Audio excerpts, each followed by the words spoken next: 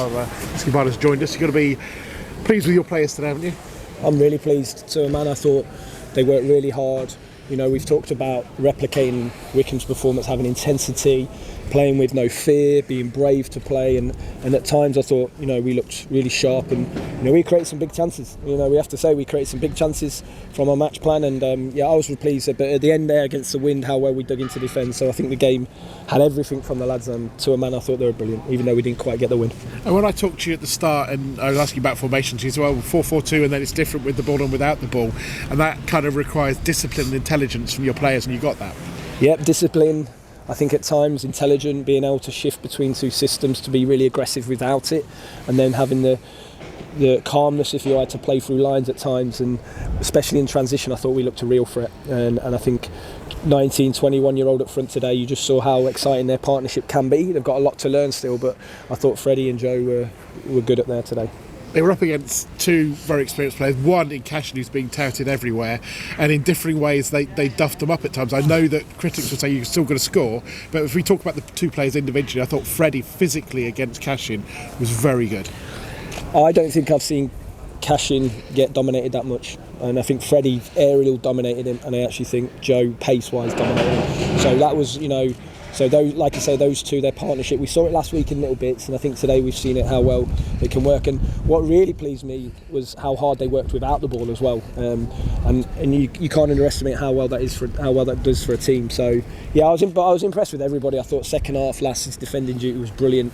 You know, the two in midfield, Ethan Erahon again was good.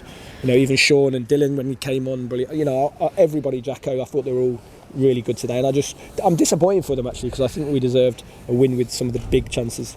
Would Joe be a bit frustrated though to get himself in those positions and wanting to finish one? Yeah, well, I would be if I was a striker, because he knows that there is things, but he'll be fine. Joe will score goals at this level. I think what you've seen is why we want to work with him, why he wants to work with us, and yeah, if he keeps doing that and then scoring goals, I think he's got a bright future ahead of him. Does he help you also in the future getting a bit further down the pitch? Because some of those defences will think we've got to sit off, and actually Derby dropped a bit deeper, didn't they, second half because of him? Yeah, I wouldn't give him the space if I was in behind him, but yeah, he's got to score, but I thought, like I said, they're still young.